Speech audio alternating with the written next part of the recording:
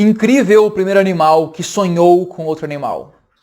Monstruoso o primeiro vertebrado que conseguiu se pôr sobre 2 pés e assim espalhou o terror entre as bestas normais que ainda se arrastavam com alegre e natural proximidade pelo lodo criador.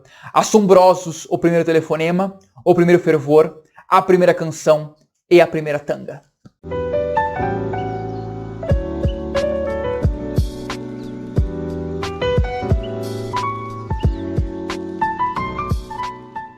Esse é o primeiro e ambicioso parágrafo de talvez a obra literária mais impressionante e ambiciosa que eu já li. Terra Nostra, do escritor Carlos Fuentes. E eu suspeito que essa aqui é a primeira review em português do YouTube sobre esse livro. Existe um vídeo, que eu inclusive vou linkar, que é uma entrevista com uma professora sobre essa obra. Esse vídeo é no canal Quem Somos Nós e é com a professora Ana Lúcia Trevisan, a qual ela e o apresentador discutem um pouco sobre o legado do Carlos Fuentes, suas influências, as obras dele em geral e principalmente essa obra aqui, que ela é a obra magna desse autor. Como começar? Quem já leu isso aqui sabe o problema que a gente tem aqui agora, que é como começar a falar sobre Terra Nostra, porque basicamente, isso aqui não é um livro fácil, até por isso provavelmente não tenho muitas reviews sobre ele.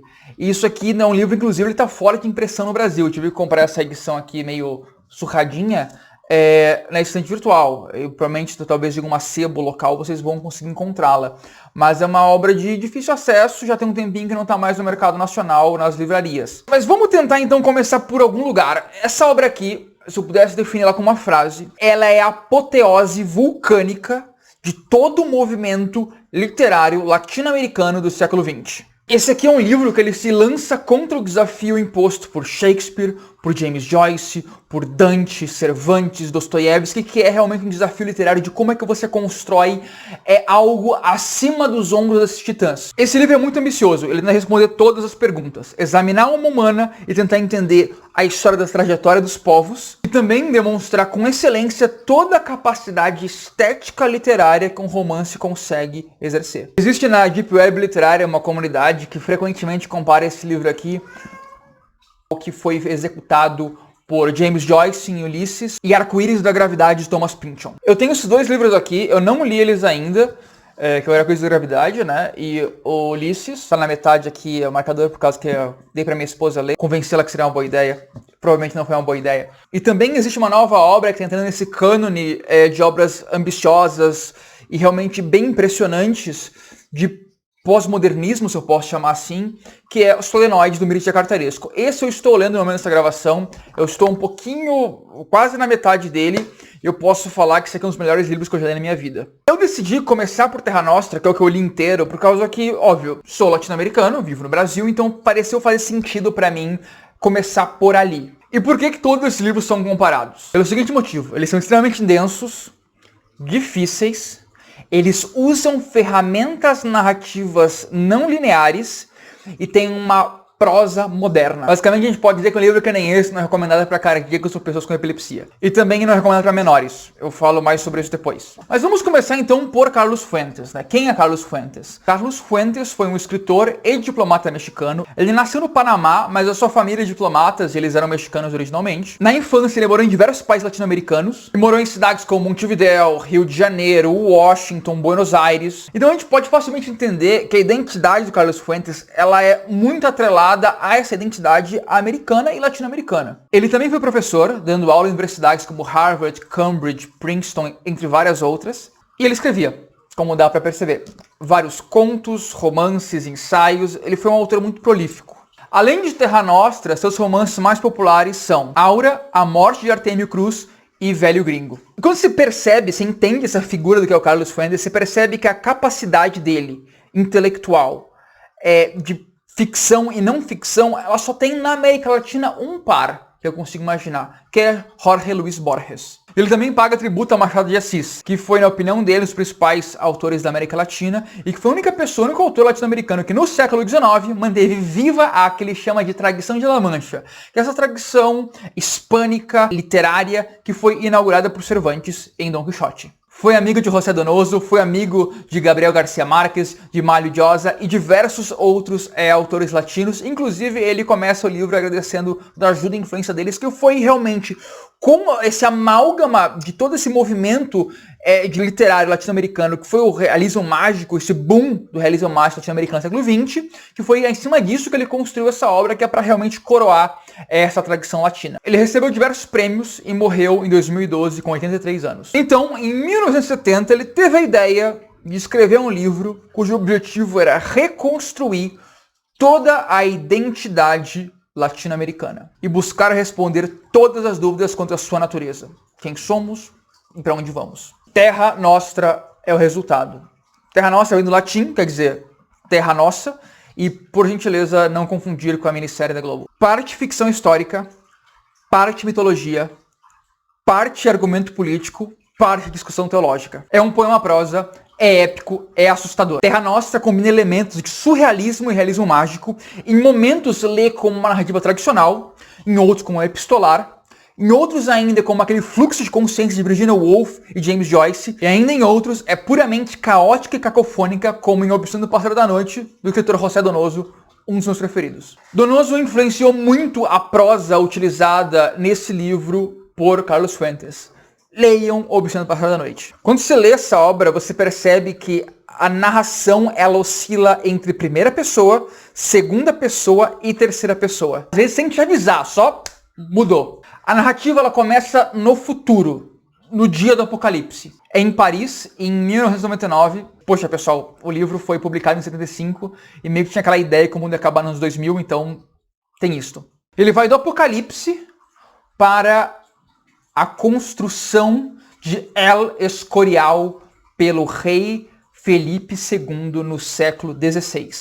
Do ápice da monarquia absolutista espanhola para as guerras navais contra os turcos otomanos no Estreito de Gibraltar, para Roma de César Tibério e a crucificação de Cristo, para a gênese da rivalidade entre Inglaterra e Espanha, para a primeira tentativa de revolução moderna da Europa em 1522, a Revolução dos Los Comuneros, para a Santa Inquisição, para a Reforma Protestante e para a descoberta da América, o Novo Mundo. Mas não é só isso. E chegando no Novo Mundo, além da colonização, nós também somos introduzidos a toda a história e ao povo da América pré-colombiana. Cultura, tradições, religiões, mitos, mitologia muito presente, as guerras, tudo isso também é retratado nesse livro. O mito, a mitologia é extremamente presente, é um dos temas principais da obra. Todo esse livro ele é construído sobre a perspectiva lente do mito, o zeitgeist criativo que cria a identidade de um povo. E os deuses astecas se tornam personagens do livro. Temos o deus da noite, da guerra, da morte, da destruição,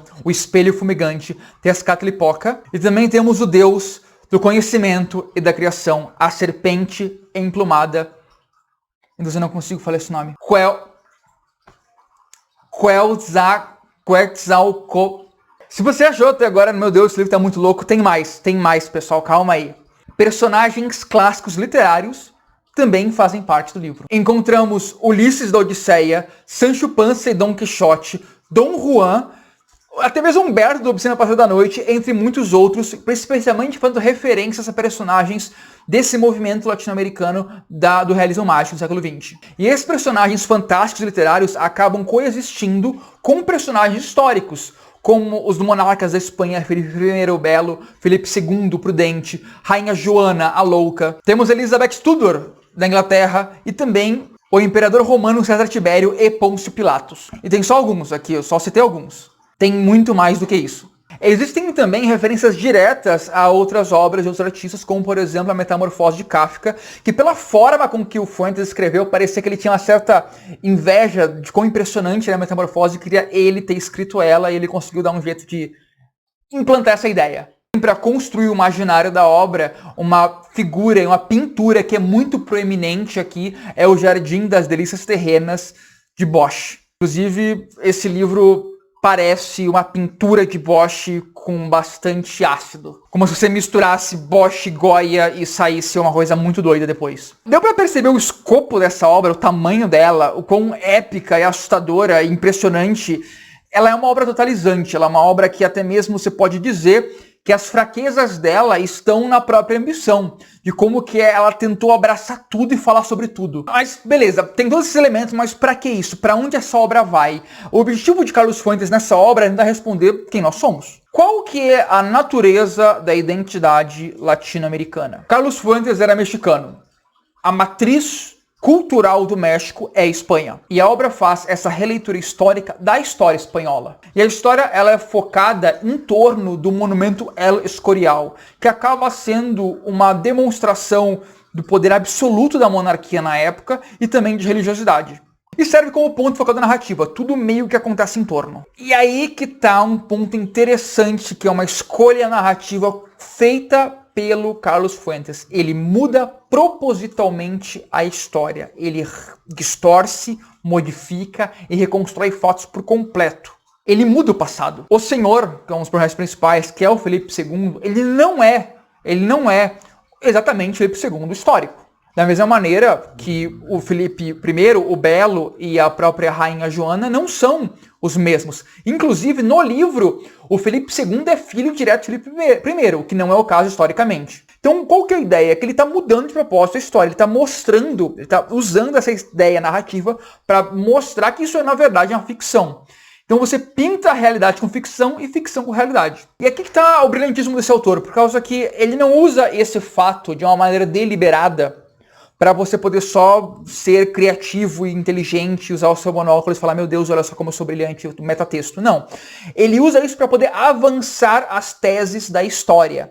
Da mesma maneira, de uma maneira muito similar que o José Donoso fez em Observando o Pássaro da Noite, onde o formato da história, que é como ela é construída, também avança a trama. E o motivo pelo qual ele faz isso é que a tese do livro é sobre realidades paralelas, outras possibilidades, ficção versus realidade, mitologia, versões de histórias, versões de versões, duplos, triplos, infinitos. Tem um capítulo muito legal chamado Teatro da Memória. Veja, então, nas cortinas unidas de meu teatro, a passagem da mais absoluta das memórias. A memória de tudo quanto pode ser e não foi. Olha no mínimo e no máximo, nos gestos não realizados, nas palavras não ditas, nas escolhas sacrificadas, nas decisões postergadas. Olhe como Calpurnia convence César de que não vá para o Senado nos idos de março. Contemple a derrota armada grega em Salamina. Olhe o nascimento dessa criança no estábulo de Belém, na Palestina, sob o reinado de Augusto. Olhe o perdão que Pilatos concede a esse profeta e a morte de Barrabás na cruz. Olhe como Sócrates recusa em sua prisão as tentações do suicídio. Olhe como morre Odisseu devorado pelas chamas dentro do cavalo de madeira no qual os assuntos troianos puseram fogo ao encontrá-lo fora dos muros da cidade. Olhe a velhice de Alexandre de Macedônia, a silenciosa visão de Homero. Veja, mas não fale, o regresso de Helena à sua casa, a fuga de Jó da sua, o esquecimento de Abel por seu irmão, a recordação de Medeia por seu esposo, a submissão de Antígono à lei, do tirano em altares da paz do reino, o êxito da rebelião de Espartago, o afundamento da Arca de Noé, o regresso de Lúcifer a seu lugar ao lado de Deus, perdoado por decisão divina. Porém, olhe também a outra possibilidade, a obediente permanência do anjo do mal, que renuncia à rebelião no céu original. Vocês entenderam? Ao nos apresentar a possibilidade de César não ter sido morto, de Jesus perdoado, Grécia conquistada pelos persas e assim vai, esse livro penetra no ambiente metaficção e realidade alternativa. E ao fazer isso, eles colocam como objeto não meramente fictício, mas objeto possível, que talvez tenha sido e talvez foi em outra realidade. E é dessa maneira que Carlos Fuentes atravessa a linha entre uma obra literária e o nosso mundo. Isso torna muito mais evidente quando você percebe que o próprio Fuentes está atravessando a nossa própria linha temporal e buscando justamente o futuro, o fim do mundo. Ele não se limita necessariamente ao passado e presente. Ele propõe um futuro hipotético onde o mundo está acabando por um problema de superpopulação. Essa teoria ela é uma teoria neomalthusiana, completamente infundada, mas na época, até por causa da publicação de livro chamado Population Bomb, o pessoal acreditava muito que o mundo ia acabar por causa disso. Tinha realmente essa preocupação, febre de controle da natalidade, para poder restringir o crescimento populacional, que se acreditava que era isso que ia acabar com o mundo, que naturalmente não tem nenhum fundamento. Embora ainda tenha gente hoje que acredita nessa ideia. E ainda dentro do mesmo livro, nós temos a mesma história sendo contada de formas diferentes, com perspectivas diferentes. Então você fica num jogo de o que é realidade e o que é ficção. O que é verdade e o que é mentira? Ou não seria tudo isso ao mesmo tempo, de certa forma? Então o livro entra numa espiral de uma discussão sobre novas chances e possibilidades, sobre redenção também. E esse dilema, ele é o fruto gerado pela angústia do Senhor. Se ele tivesse, em determinado momento da vida dele, tomado uma decisão diferente, as coisas poderiam ser melhores, poderiam ter mudado? Será que há segunda chance para ele? Ele é completamente atormentado por essa ideia de culpa, do que você pode ter feito, do que você deveria ter feito, como é que você poderia consertar o passado. E ele, de certa maneira, chega a uma conclusão que não faria diferença. O livro, ele tem essa temática do tempo ser circular, de que as coisas mudam, mas não mudam, e existe um enorme confronto entre isto e os sonhos das pessoas. Porque as coisas, elas não melhoram, elas não mudam. Elas, de certa forma, mudam, mas elas são iguais. Elas mudam de lugar, elas mudam de pessoas envolvidas, mas a história se repete, ela rima de uma maneira que ela é assustadora. Existe uma sequência em um capítulo na qual se descreve os sonhos de várias pessoas, de algumas pessoas. Cada uma delas foi vítima de uma grande desgraça ligada à realidade da Espanha medieval, talvez.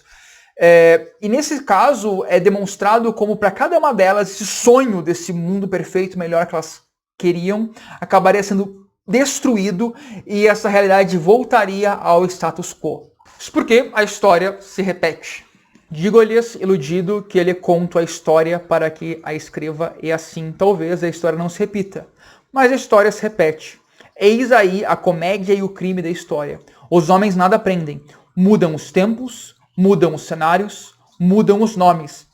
As paixões são as mesmas. Em outro momento, o próprio El Senhor fala um pouco sobre essa situação da natureza do poder, do movimento dos povos, dos conflitos e de como é que as coisas realmente não mudam, elas continuam nesse ciclo perpétuo. A visão histórica aqui ela é cética quanto ao progresso social e moral. O livro descreve como as pessoas são as mesmas. Os crimes da Roma Antiga estão ligados aos crimes da Idade Média, que estão ligados aos crimes da Revolução Francesa, da Revolução Russa, do século XX em geral. E isso é interessante porque mostra que o Carlos Fuentes não é necessariamente um iludido. Porque se você lê a obra, você percebe que ele tem um viés político socialista. Mas ele ainda assim não deixa de conhecer a realidade dos fatos num ponto de vista macro, pelo menos. Somos assim tão diferentes que quem viveu há 500 ou 2000 anos atrás? O argumento aqui é que não. Mas, tendo existido diante de Deus no céu, tudo o que as almas aprenderam na terra já o sabem antes. E assim sendo, tudo quanto existiu no passado existirá também no futuro. E tudo quanto será já foi. E assim sendo, nada nasce e nada perece de um modo absoluto. As coisas simplesmente mudam de lugar. E nessa estrutura, um dos principais pontos da obra é a religião. É a relação entre a religião com o Estado monárquico. E a religião cristã ela é contrastada com a religião asteca. Em determinado momento, no meio do livro, o personagem faz uma peregrinação pelo Novo Mundo, onde ele conhece vários povos e fica imerso na cultura pré-colombiana. Ele conhece as culturas, os mitos e os povos. É retratado essa parte de misticismo da natureza da religião asteca ligada aos sacrifícios humanos, principalmente. Toda essa brutalidade e essa hierarquia que os próprios astecas tinham com os povos vizinhos faz um contraste nessa visão de povo vítima que civilizações pré-colombianas tinham em relação aos espanhóis quando eles chegaram. Os astecas eram, de certa maneira, muito mais opressores que os próprios espanhóis na colonização, quando se fala de como é que era a relação deles com os povos vizinhos. Eles não tinham o que a gente conhece por moralidade judaico-cristã e o que a gente encara como a vida como tendo um valor infinito. Então essa situação dos sacrifícios humanos fazia parte do status quo. E a religião asteca ela é colocada como uma religião dual, onde existe o conflito entre o bem e o mal e essa agonia, essa luta entre essas duas forças. Enquanto a religião cristã é uma religião basicamente una, onde existe a harmonia entre as partes, a trindade no caso. Aí acontece esse choque dessas duas culturas e acontece o quê? Vamos lá educar e civilizar os índios? O processo violento da colonização da América pelos espanhóis não é retratado como sendo fruto da religiosidade cristã, basicamente, mas sim como uma corrupção inerente dos homens. De forma que o velho mundo desaparece no sentido de ser uma visão de uma terra prometida, de novas oportunidades, essa segunda chance que o Senhor buscava, por exemplo, e passa a tornar apenas um espelho do velho mundo, refletindo e sendo equivalente em seus vícios e problemas. E que lideranças são essas que são faladas são corruptas, perfeito? No livro você tem o Felipe I o Belo e o Felipe II, que são personagens diferentes, personagens históricos. O El Senhor Felipe I o Belo é um personagem peculiar como ele pode ser colocado, icônico. É impossível você ler e não ter ele no final na sua mente como um dos personagens mais marcantes. O cara não perde um casamento no seu reino e é realmente uma força que rege o seu reino com mãos de ferro e bastante opressão, por assim dizer. Pelo menos no livro. E o Felipe II, o Senhor, os dois são chamados de Senhor, isso pode causar confusão. Felipe II, ele é retratado como uma figura doente. Ele é extremamente religioso, mas ele também é um pecador abominável, ele sabe disso. E à medida que ele vai amadurecendo, ele vai sendo esmagado pelo peso de consciência da própria culpa, pecado e pelo seu próprio mal. E ele teme completamente o fogo do inferno. E a El Escorial acaba servindo como uma espécie de celebração da morte, como uma gigante tumba, e na qual ele pretende enterrar a sua dinastia. Ele busca acabar. O monumento foi criado para abrigar os restos mortais dos antepassados da sua família, da sua dinastia. Isso é historicamente correto. E ele quer que ali seja seu próprio túmulo. E é nessa situação que está toda essa contradição do Felipe II, toda essa dinâmica desse personagem complexo em psicologia, em teologia, todas as facetas desse personagem, que é o personagem principal do livro, na minha opinião. Ele é uma contradição, ele é um enigma. O Felipe II histórico foi um dos monarcas mais poderosos que já existiu. Um dos verdadeiros rei absoluto da Espanha. E que construiu, de fato, um gigantesco império na sua época. E essa grandiosidade, ela é trazida para o livro também. Mas acontece que aqui tem esse twist, que essa melancolia, esse peso da culpa que tem no personagem O Senhor. Ele é decadente, ele quer morrer, ele quer acabar. O fim da dinastia, sem herdeiros, sem continuação, sem futuro. Ele quer estancar a sangria da sua hereditariedade, podridão pecaminosa e incestuosa. Mas ele adoraria nesse processo ir para o céu, né? Então ele está continuamente ali aos pés de Jesus clamando por salvação. Ele sabe que ele não pode tirar a própria vida porque esse pecado mortal ele iria para o inferno. Então ele está tentando buscar de alguma maneira uma salvação divina. Tudo que ele faz errado, ele faz de uma maneira que acaba não sendo positiva no final, que não acaba louvando a Deus. E um exemplo é a cruzada contra os heresiarcas, o expurgo de rebeldes, seu próprio casamento. É como se ele tivesse uma maldição e ele sabe disso. Aí no capítulo 1 Testamento, o que é um surpreendente ler, porque o Senhor, ele obviamente ele está propondo blasfêmias.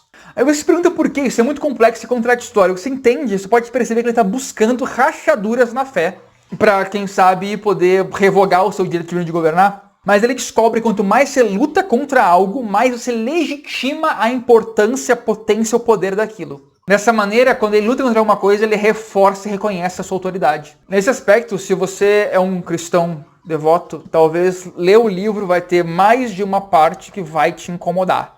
Se isso fosse publicado há 400 anos atrás, isso aqui ocuparia o santo ofício de trabalho por décadas. Aí o Senhor tem um raciocínio engraçado. Se eu sou uma criatura desgraçada e eu tenho o direito divino de governar, não seria então o diabo e não Deus que me outorga esse direito? Então, Deus meu, como distinguir as falas do Criador das falas da criatura? É estas das falas do demônio que todos nós trazemos em virtude da queda do nosso primeiro pai Adão, dentre de nós. Como? Que nos diz a doutrina para evitar que a ocasião de falar com Deus se transforme em uma ocasião de falar com o demônio? Como distinguir tuas visões das minhas e ambas as de Lúcifer? E como saber se estas, as fantasias demoníacas, tenham que ser aceitas e sofridas e entendidas, posto que tu as permitiste e por alguma coisa acima de tua alta onipotência, permites que o demônio haja em vez de aniquilá-lo para sempre sob a sola do teu divino pé? Como? Ele está em busca de Cristo, mas ele falha em alcançá-lo. E nessa falha ele sente uma culpa e essa culpa paralisa ele. Isso torna ele uma figura meio inerte, morto mas vivo. E ele acaba não tendo nenhum tipo de protagonismo ou atitude. Basicamente, a diferença dele governando para um cadáver não seria nenhuma. E é essa corrupção, essa inação diante do mal, essa incapacidade de alcançar o bem, que acaba sendo essa doença hereditária, essa corrupção, que ocasiona esses erros sendo repetidos pela história. Então o que o Fuentes quer dizer com isso? Que se formos bons como Cristo, nós conseguimos, quem sabe, merecendo escapar dessa história circular? Talvez. É simples ou fácil? De nenhuma maneira. Esse é o livro que eu acredito que cada um pode ler e consegue chegar, de certa maneira, às suas próprias conclusões sobre o que o autor quer dizer, o que a gente tem que fazer com essa informação. E você provavelmente está me ouvindo falar até agora e deve estar pensando, meu Deus, mano, tem uma trama aqui, qual que é a história desse livro? Tem, a história é boa, tem um mistério nela, tem uma intriga, tem várias coisas que acontecem, tem várias forças se movendo ali, personagens ocultos. É complicado, é um mosaico maluco, e eu acho que para você poder saber, descobrir, você tem que ler, porque se eu fosse explicar aqui, isso aqui ia ficar mais complicado do que já foi. Mas eu acho que eu dei algumas chaves de leitura aqui que vão ajudar a entender melhor esse texto. Uma coisa que eu também queria falar é sobre o que eu não gostei do livro. Acho que tem alguns pontos que é importante falar. Esse livro, ele acaba reforçando alguns estereótipos históricos que eu acho que são negativos. Como, por exemplo, a prima nocte, que é essa situação do senhor poder ter a primeira noite com os camponeses, as camponesas em casamento, no caso, que são recém-casadas. Isso é historicamente inverídico, tá, pessoal? Isso eu não sei se vocês sabem, não existe evidências que isso realmente existe uma lei para isso. Isso não quer dizer que nenhum tipo de abuso já aconteceu, mas o livro fala como se fosse uma lei que fizesse parte da Constituição espanhola, e isso não é real. Outro ponto importante é que esse livro tem várias cenas, várias descrições completamente depravadas. A depravação ela é muito utilizada no livro como um recurso, que é meio que um símbolo para a degeneração moral.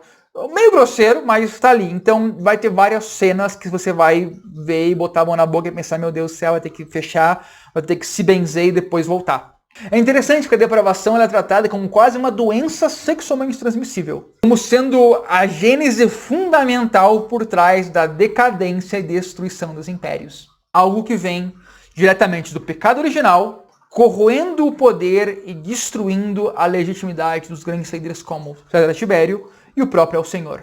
Então é isso aqui, pessoal. Espero que vocês tenham gostado. Esse aqui é um livro bem difícil de falar. Eu não sei nem como é que vai estar o status final dessa review, mas espero que tenham gostado, que tenham ficado interessados, que tenham ficado com empolgação. Não, eu vou ler, eu vou entender esse negócio aqui e não vai ter gente que vai me dizer que é difícil, que eu vou até o final. Eu espero que seja o espírito. É um livro grande, é um livro assim maçudo, mas vale bastante a pena. Eu acho que tem muita reflexão. Ele se vale muitas releituras, eu acho, quanto mais você relê ele. Poxa, ele foi a tese de doutorado da professora Lúcia, então eu acho que isso é um negócio que mostra bastante da qualidade prismática que esse livro tem, realmente de profundidade. E eu recomendo bastante a leitura. Mas fica uma pergunta, tem algum livro muito difícil que você leu, que você acha que é interessante discutir, que acha que precisava de uma review, que você acha que não é tão popular, mas deveria? Se você gostou, então, por gentileza, se inscreve, curte o vídeo, comenta alguma coisa que você acha relevante sobre a review. Se você discorda de uma opinião minha também, por favor, me deixa saber, vamos conversar, vamos debater sobre esse assunto, porque esse livro, de fato, para você poder entender ele é complicado. Eu posso ter aqui falado alguma besteira também, então vamos aqui contribuir para construir uma discussão mais interessante sobre esse livro que eu acho que merece mais atenção das pessoas. Forte abraço, até mais, fiquem com Deus.